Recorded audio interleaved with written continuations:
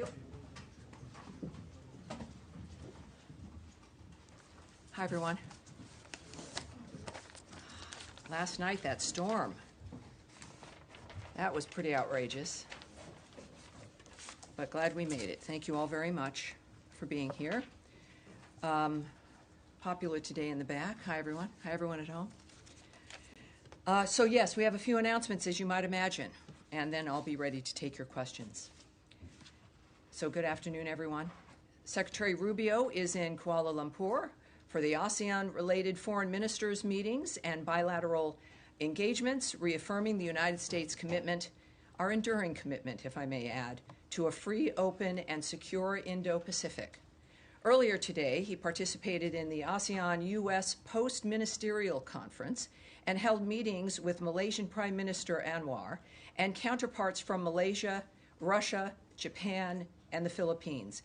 As the Secretary has stated, the Indo-Pacific accounts for 2/3 of global growth and remains a central focus of U.S. foreign policy. The Secretary also signed a nuclear cooperation memorandum of understanding with Malaysia, advancing civil nuclear energy collaboration under the highest standards of safety, security, and non-proliferation. Negotiations toward a 1-2-3 agreement are underway, and once finalized, it would permit the transfer of nuclear material and equipment for peaceful purposes, further deepening bilateral energy, security, and economic ties. Tomorrow also marks the 4th anniversary of the Cuban regime's July 11th crackdown. Deputy Secretary Landau met with Cuban democracy and human rights advocates, reaffirming the United States' steadfast support for freedom and democracy in Cuba. Secretary Rubio's video message to the group made clear the Trump administration promotes accountability for the Cuban regime's human rights violations and continues to stand with the Cuban people in their pursuit of freedom and prosperity. Additionally, the United States is imposing sanctions on UN Human Rights Council Special Rapporteur Francesca Albanese for her abuse of her role, and in recent weeks, she also targeted U.S. companies in an unacceptable campaign of political and economic warfare. The United States will take whatever actions we deem necessary and appropriate to protect our sovereignty, Israel, and any other U.S. ally from illegitimate actions by the ICC. In parallel, the Department is announcing a new awareness campaign warning Americans, especially Iranian Americans, about the continuing severe risks of travel to Iran. The Iranian regime does not recognize dual nationality and routinely denies consular services to detained U.S. citizens. And while the bombing has stopped, that does not mean that it is safe to travel to Iran. It is not. We are also launching a new website dedicated to warning Americans against travel to Iran. And there you have it. You can get that website starting at state.gov/do not travel to Iran. That's do hyphen, not hyphen, travel hyphen to hyphen Iran.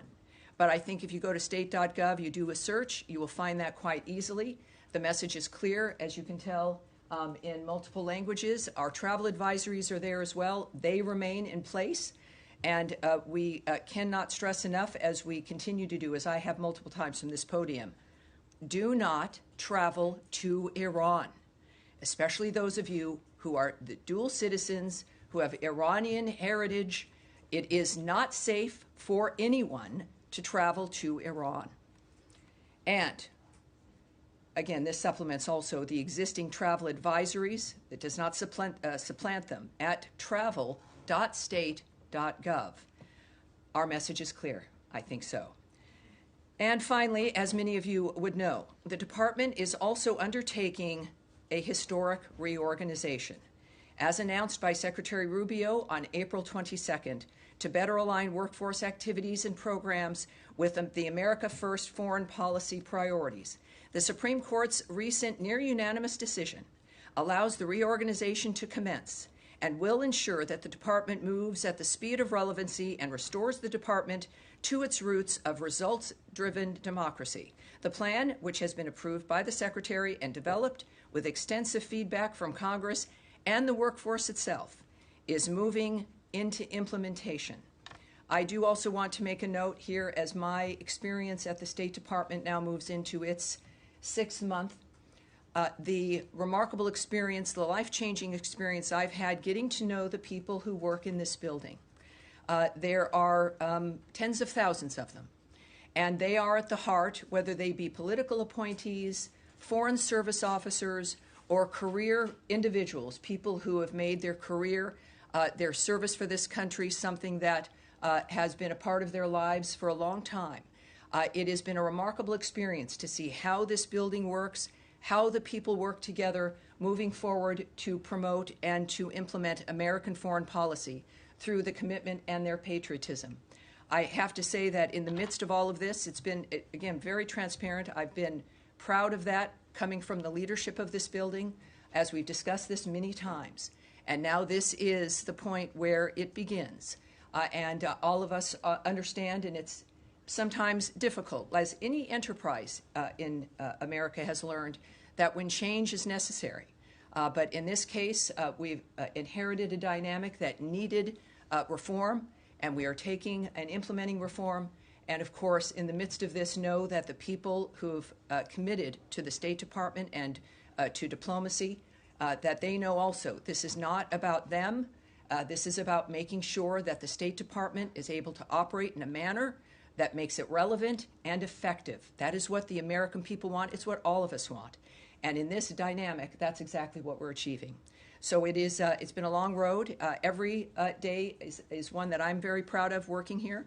And of course, every briefing I'm proud of. It's always very different, the briefings. But we will start now with today's briefing as I take your questions. All right. Andrea Mitchell. Yes, ma'am. Well, before I ask you about Ukraine and the possibility of sanctions and strong support from this department for sanctions, given what the president said about his impatience with Vladimir Putin after the secretary's conversations with Sergei Lavrov. Yes. Let me just say that for the workforce, for those who are going to be leaving foreign service as well as civil service, many of whom I and my colleagues have worked with for many, many years, if not decades, to be told that, as you just said, you're going to make it relevant and effective. You're basically saying that they are not relevant or effective. Well, many of them are not.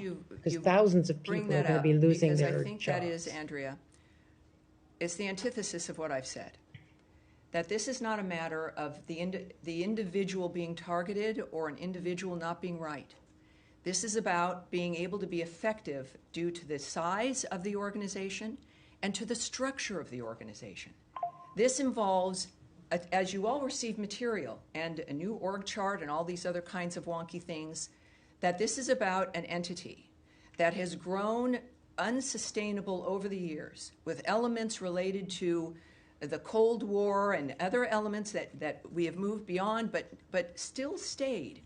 An aspect that you have a size and people working on things that are not within the framework of the modern age or of what we want to accomplish, and certainly the decision that the American people made last year, that Donald Trump's vision about what the world should be in the context of how America can be great again and what we can contribute as Americans, that when something is too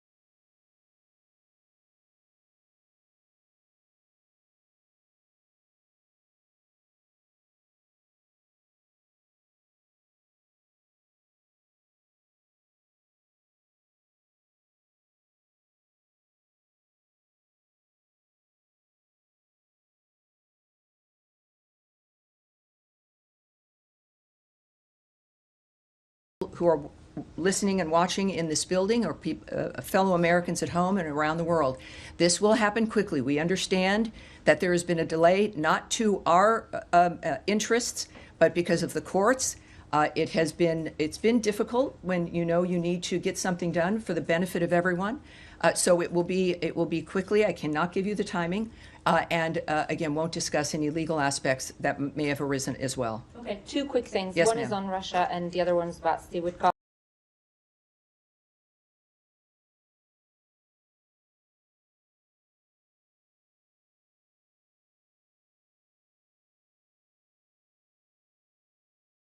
Which the administration has been trying to do. Well, what the unsuccessfully. secretary said was that he would bring the new ideas to the president. We didn't say that they were going to open a path for peace. So don't read into the Isn't that nature. what you guys are trying to do, though? And that is in the process of the diplomacy that the secretary undertakes, that he's in a conversation with Lavrov as an example, conversations the president would have with Zelensky, the president of Ukraine as an example. These are things that are important to realize. They're not static events that stand on their own.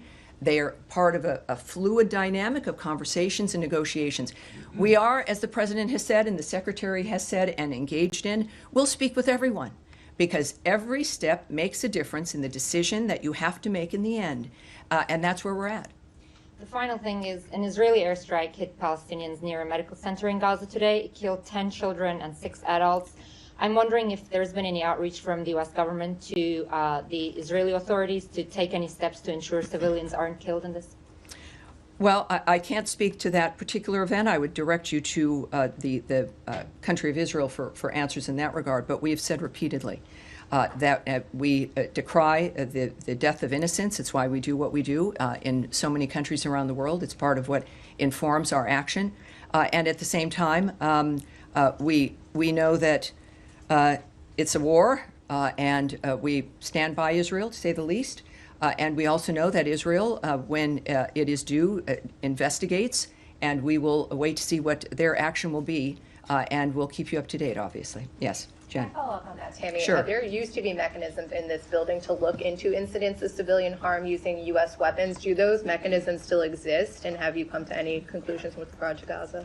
Well, I can tell you again that the choices that we're going to make diplomatically in reaction to another country's actions, or the nature of what's happening around the world, I won't discuss at this podium, or what our process is. But I can tell you that what I've experienced, and I think what all of you have seen over the years, is that we have mechanisms like that because we care about those issues. We have constant communication with our allies around the world, and that is also something that we see benefiting the agenda of the president and the work of the Secretary of State. So clearly, we care about these issues. We're acting on them actively every day.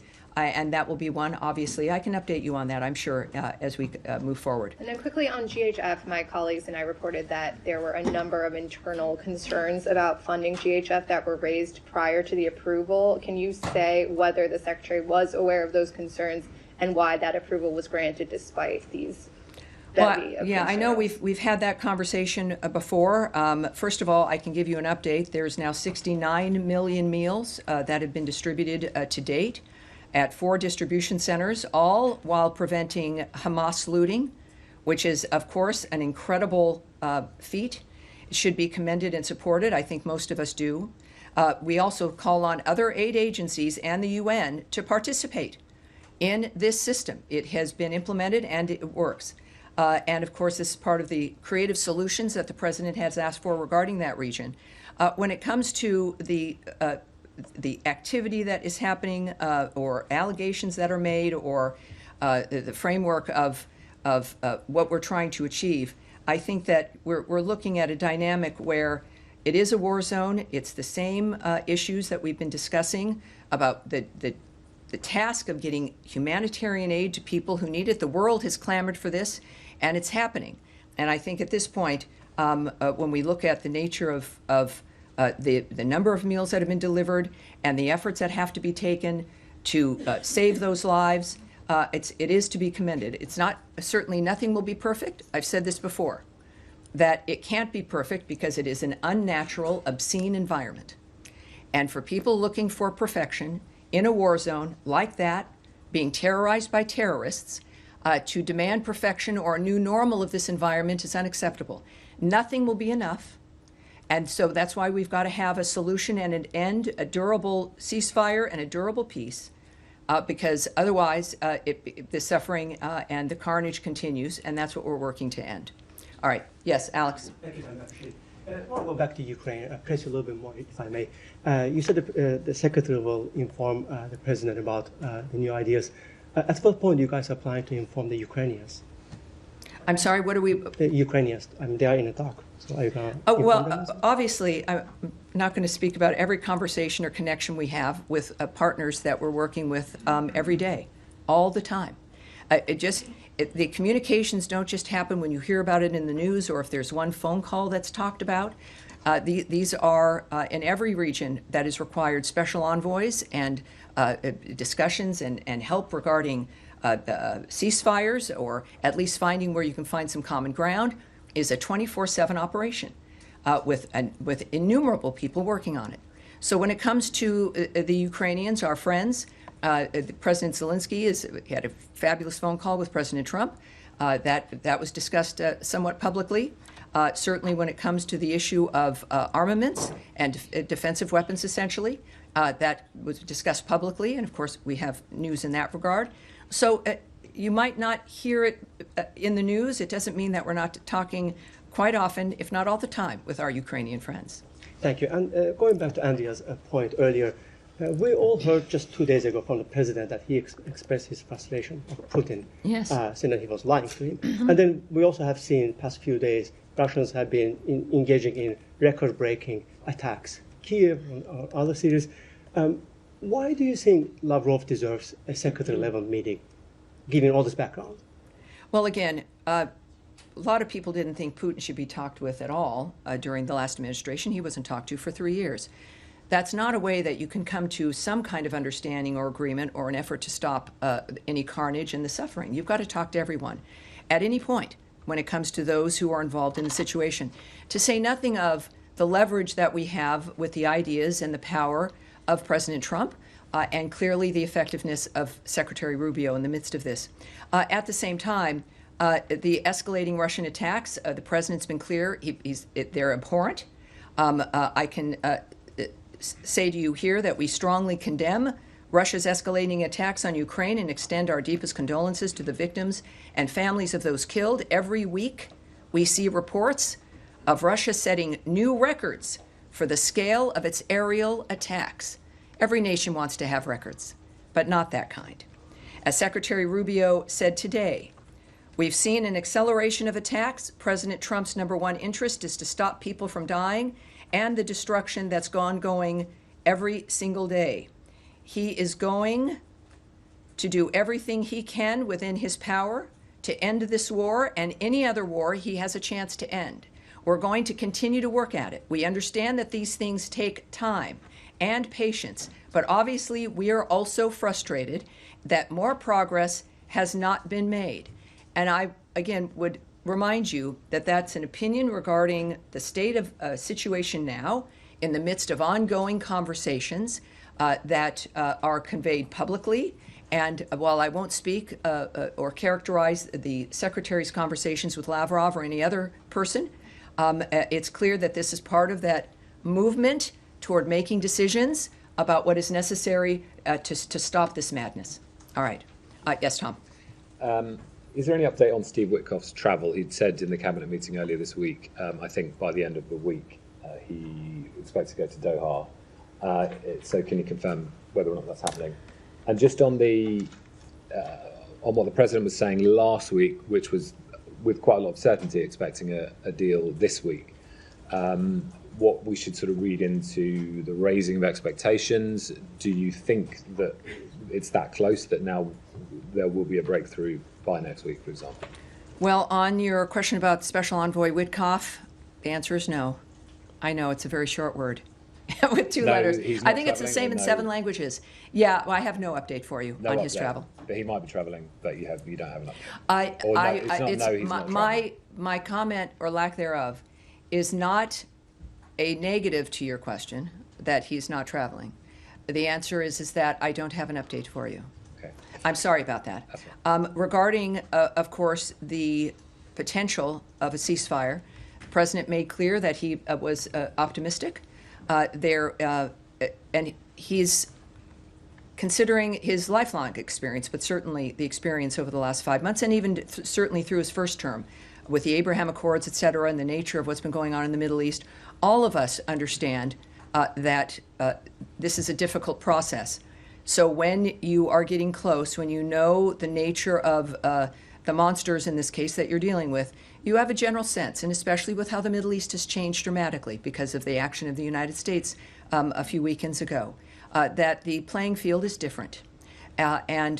So his optimism is based on the multitude of things that he knows that I don't. I think that we should maintain the awareness of his opinion and the optimism that he has. He doesn't say it very often, so when he does, we need to take it seriously. But we do know that, of course, once again, this is an active zone, and we've got the best people working on it, and that's what we pledge to the United States. Can I just come back with one other issue, which is about the town of Taibeh in the West Bank, in which there are around 300 U.S. citizens, a Christian town. The priest there said that it's come under sustained settler attack. There was an arson attack on one of the holy sites at the beginning of this week, and they feared that the church there could have caught fire. It was extinguished. Is there, and I have contacted the Jerusalem embassy, but has there been any outreach from the U.S. embassy to the town? Is there any support for the U.S. citizens there? Well, I can't comment on the actions we've taken, even if they're phone calls. What I do want to note, of course, is the decrying we have made of civilians, innocent people being hurt in this process. We also, so obviously we're concerned when we hear about anyone being targeted, let alone Christians in this case, that the president has made it clear his feelings on that issue writ large.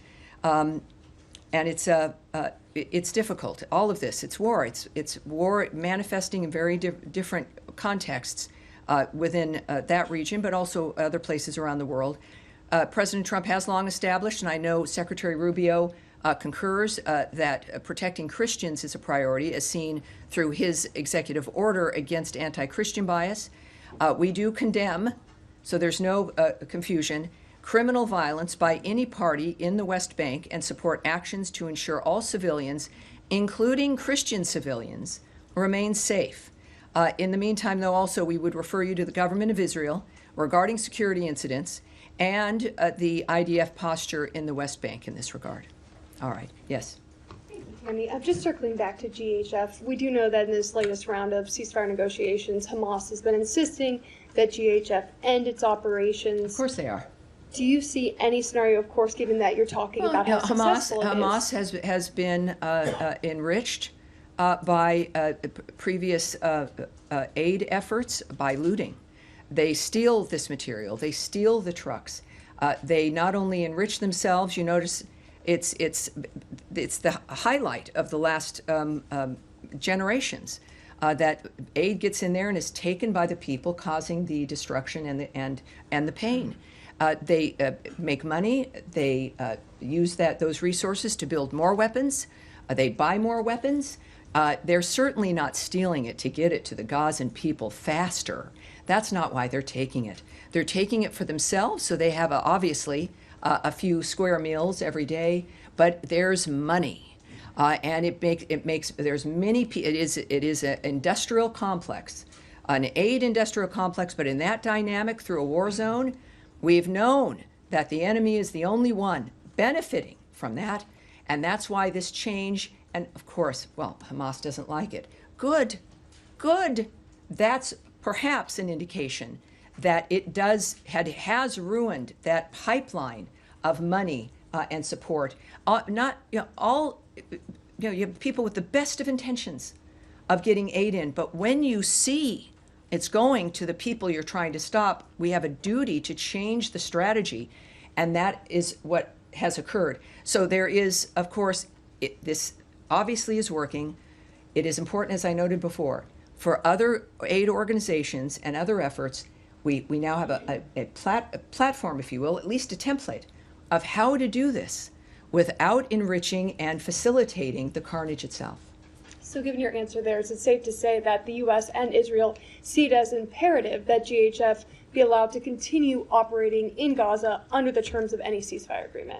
Well, I think that it's when you have the success, and I would say any entity that was able to break through that wall, that is able to get 69 million meals to the people in need, without the enemy looting it and taking it and benefiting, is a framework that must be supported. It doesn't mean that someone else also can't join in on the nature of this supplying. That's, I think, what the difference is. We've finally seen a new idea that works. So separate from the entity that's doing it, right now there's one, because everyone else said don't, or we don't support you, or you can't do it, or yes, we want aid to go in, but not by those guys. It is now undeniable. This is the format that works. And others, now it's an open dynamic of what it is that's making it work. Others should implement it. Others should come in. There is no excuse to stand on the sidelines either because of envy or because of a political consideration, because all of this transcends those things. It's about feeding people, feeding those children. And this is a dynamic, obviously, that works, and we hope will continue to work. Saeed. Thank you, Tammy. Two quick things. Yes, sir. On Albanese, Yes. on the timing of imposing these sanctions, does it have anything to do with her tweet the day before that basically, slamming Greece, France, and Italy for allowing Netanyahu's plane over their airspace when they are signatories to the Rome protocol? I mean, she's talking about technical things. Did that have anything to do with No, it? this has been, and it's a good question because it highlights that this is not an action based on one action or one thing. This has been a long-term issue. And what I will say to you is today, and just more details, the United States is imposing sanctions on UN Human Rights Council Special Rapporteur Francesca Albanese for her abuse of that role to directly engage in ICC actions against Israeli officials. In recent weeks, she has also targeted U.S. companies in an unacceptable campaign of political and economic warfare. As the President's Executive Order, EO 14203, makes clear, the ICC's actions set a dangerous precedent for lawfare that endangers our national security and foreign policy and infringes on the sovereignty of the United States. The President declared a national emergency under the EO that emphasizes, quote, the United States will impose tangible and significant consequences on those responsible for the ICC's transgressions, which would include blocking of property and visa restrictions. The United States will take whatever actions we deem necessary and appropriate to protect our sovereignty, to protect Israel, and any other U.S. ally from illegitimate actions by the ICC. That's why that occurred. Okay, and one Yes, sir. quick follow-up on Tom's Yes. West Bank thing. Now, we have seen really, a spike in settler violence in the West Bank.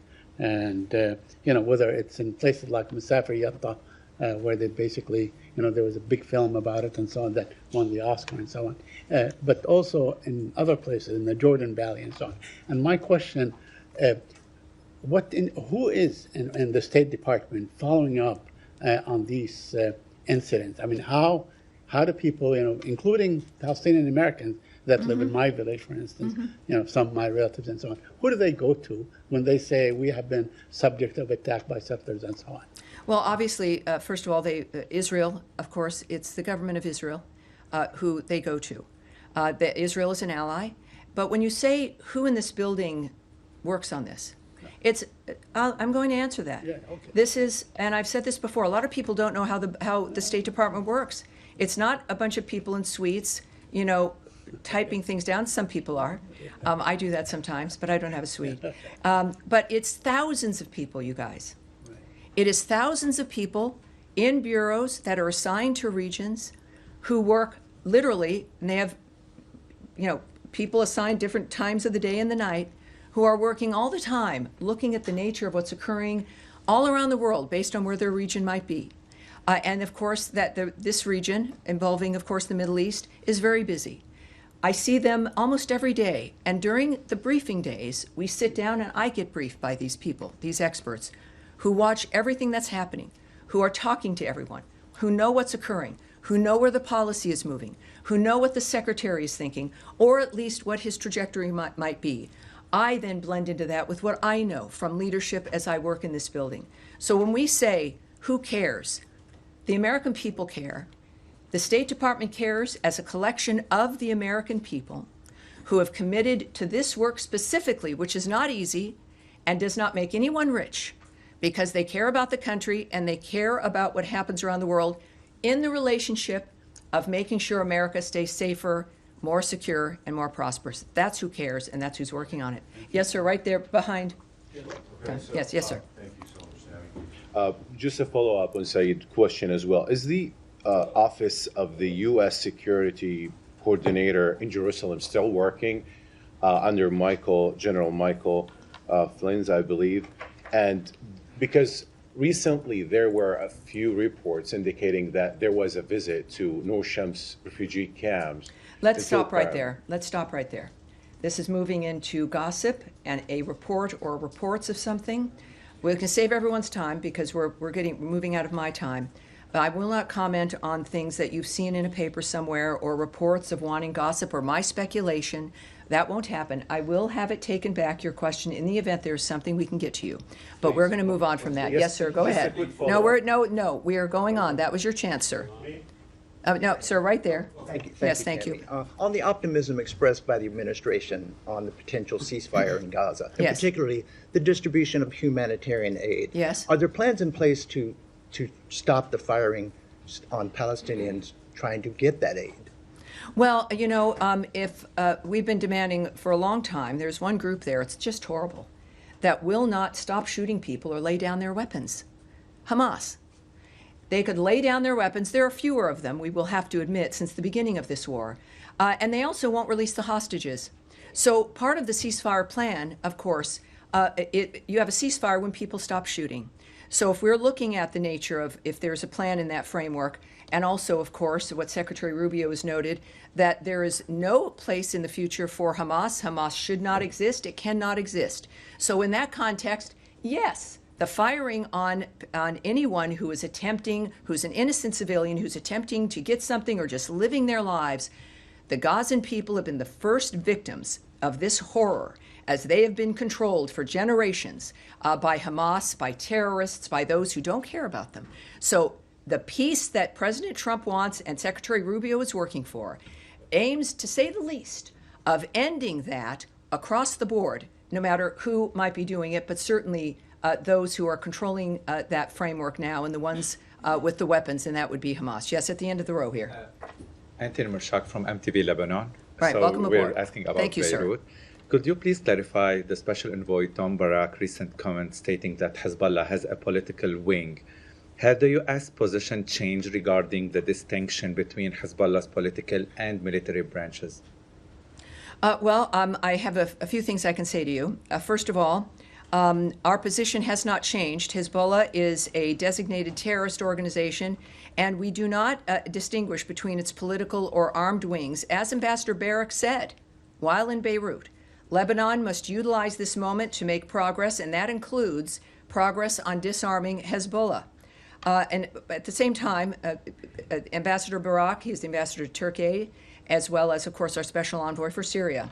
I'm not going to characterize his diplomatic conversations in that regard at all, but he has said publicly that he has been very satisfied with the initial response by the Lebanese government, but now it's noted that they're working on details in this regard. And on the security front, the Lebanese armed forces have made progress on disarming Hezbollah in the south, but there is still more to be done. So as he said, Ambassador Barak, while in Beirut, Lebanon must utilize this moment to make progress. And we do not want to see Hezbollah or any other terrorist group in Lebanon recover their ability to commit violence and threaten the security in Lebanon or in Israel. And I will take one more. You, sir, in the white shirt. Thank you. Other journalists from Azerbaijan, and recently Secretary Rubio said he hopes to see a peace agreement between Armenia and Azerbaijan soon. And today, Azerbaijan President Ilham Aliyev and Armenian Prime Minister Nikol Pashinyan met in Abu Dhabi. Is there any connection between Secretary Rubio's remarks and this meeting? And does Washington currently have a concrete plan or proposal to support a peace agreement between Armenia and Azerbaijan? And my second question is... Let me answer that, okay, because, get me while it's right here on the front, and I will take your second question, and then that's likely going to be it, because we have a thing. First, regarding the peace process, the United States supports those efforts to promote peace and stability in the South Caucasus. We also are tracking the referenced press reports in general and don't have any additional information to share. But as you know also, I think the Trump administration and Secretary Rubio's approach speaks for itself. And his remarks at the cabinet meeting is that this is an administration working for peace. They will do and go wherever they need to go. It is not waned. It is because it is the core of the commitment to making America great again is improving, of course, the condition of the world around us. And your second question, sir. My second question is, for several months now, there has been no U.S. ambassador appointed to Azerbaijan. Could you please clarify if this delay is due to procedural and technical reasons, or if there are any political consideration behind it? And how does the U.S. government view the importance of having a full ambassadorial presence in Baku at this time? Very, very good question. I don't have the answer to that right now, but we will take it back and get it back to you in the full context in which you answered it.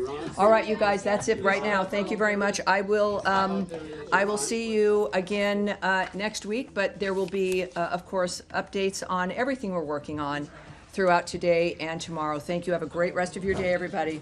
Thank you.